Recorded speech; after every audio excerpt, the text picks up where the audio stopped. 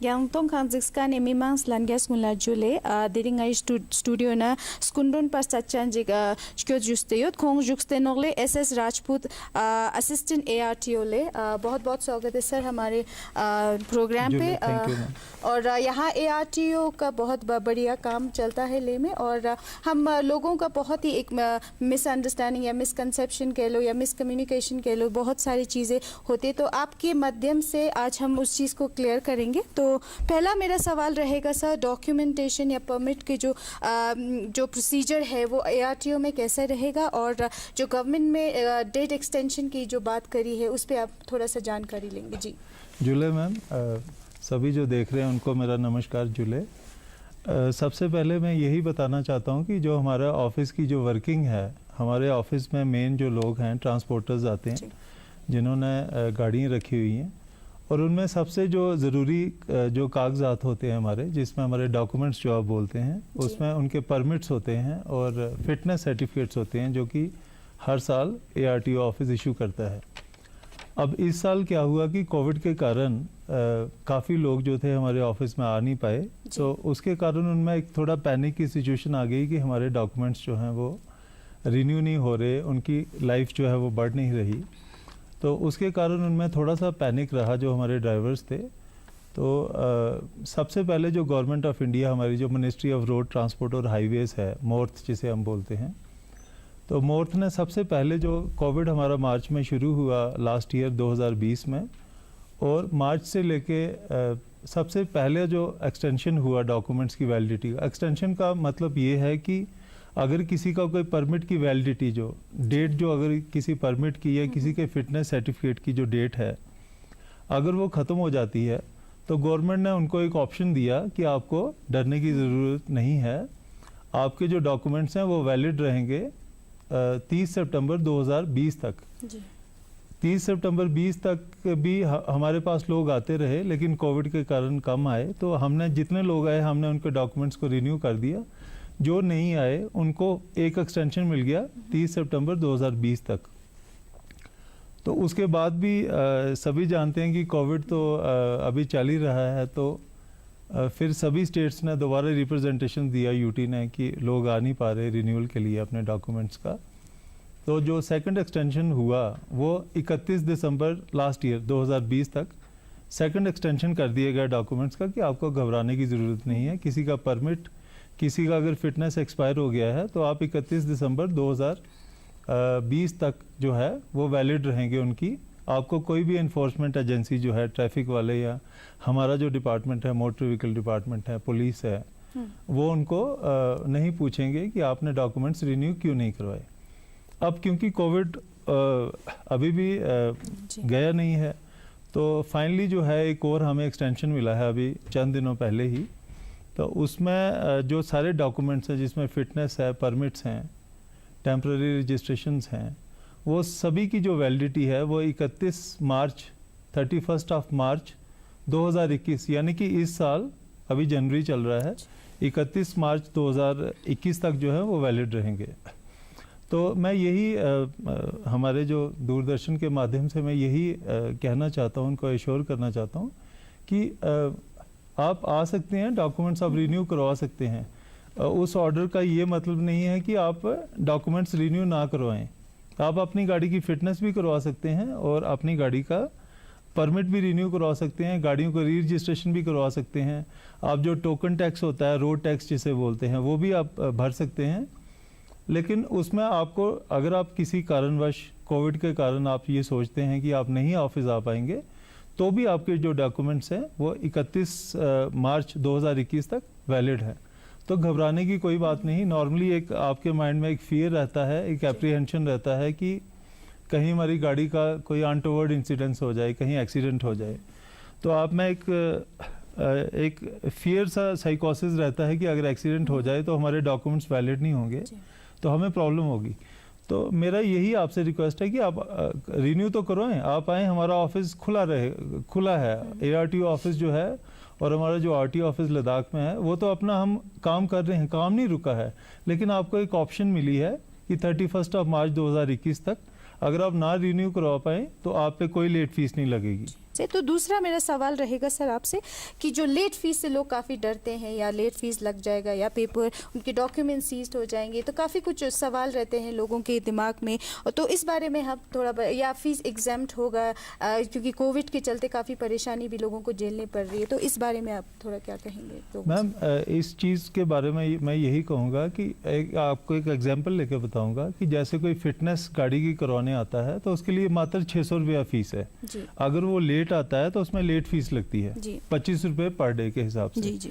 लेकिन अब ट्रांसपोर्टर्स के लिए एक बहुत अच्छी चीज़ ये है कि जो लेट फीस है, यहाँ से हमारे रिस्पेक्टेड जो सेक्रेटरी सर हैं हमारे ट्रांसपोर्ट के, सौगत विश्वास सर हैं, तो उन्होंने एक लेटर लिखा था गवर्नमेंट ऑफ इंडिया को, तो उसके कारण जो है यहाँ पे लेट फीस जो है माफ़ हो गई है।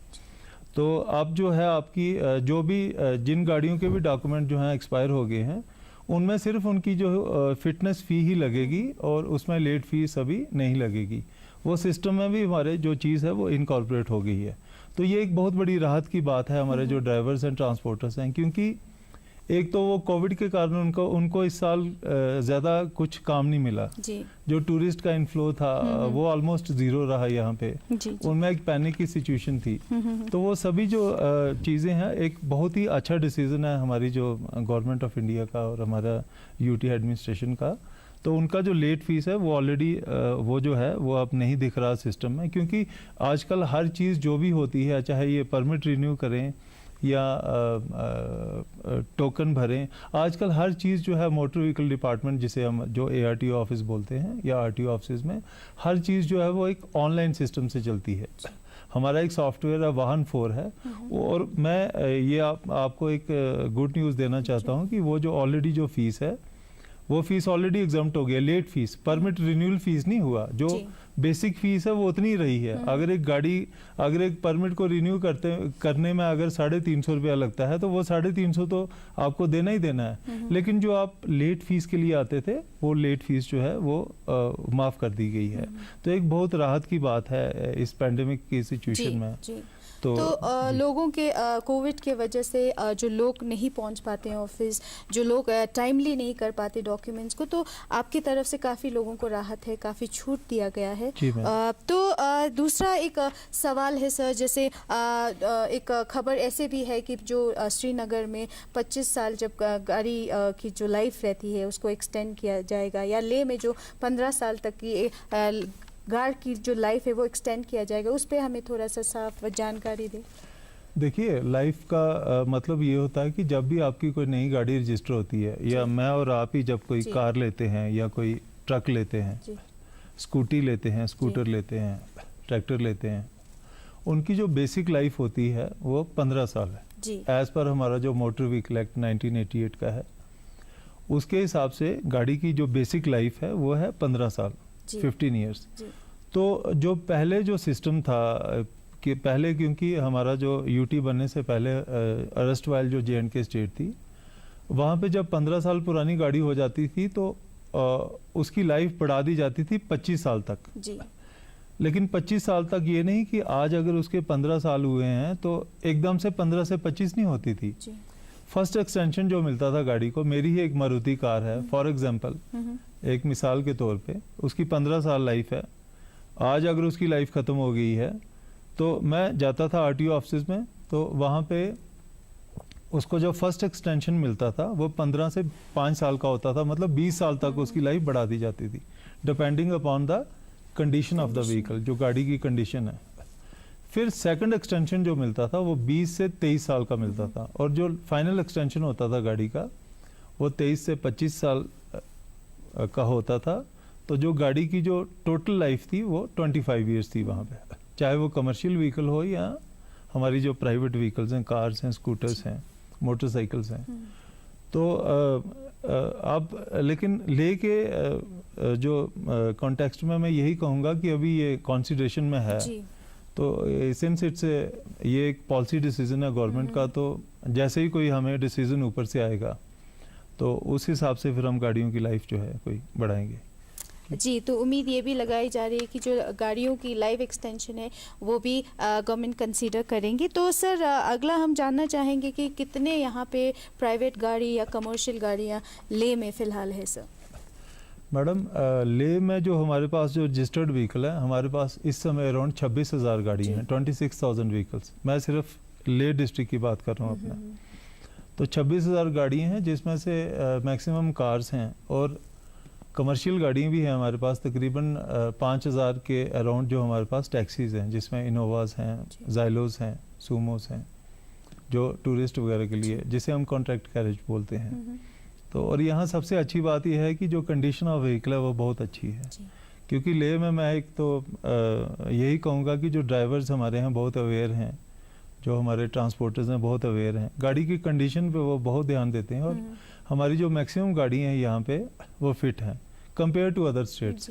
और पोल्यूशन का लेवल भी यहाँ पे जो है गाड़ियों का बहुत कम है। तो बहुत अच्छे से जो यहाँ ट्रांसपोर्टर्स हैं अपनी गाड़ी को मेंटेन रखते हैं, क्योंकि एक टूरिस्ट प्लेस भी है। तो वो कोशिश करते हैं कि जितना अच्छे से गाड़ी को मेंटेन करें। और मेरा जो एक्सपीरियंस है, ऑलमोस्ट मुझे 1 साल से ऊपर हो गया यहाँ काम करते हुए, तो जो गाड़ियों का जो कंडीशन है, I am very happy with that. और इसके लिए मैं कॉन्ग्रेचुलेट करता हूँ हमारे ट्रांसपोर्टर्स को कि बहुत अच्छे से वो गाड़ी मेंटेन रखते हैं। सर एक चीज़ और हम क्लियर करना चाहेंगे, जो पहले नंबर प्लेट्स थे JK के नंबर प्लेट्स है, क्या उसको अभी कन्वर्ट करना पड़ेगा LA में जितने भी पुरानी गाड़ियाँ हैं?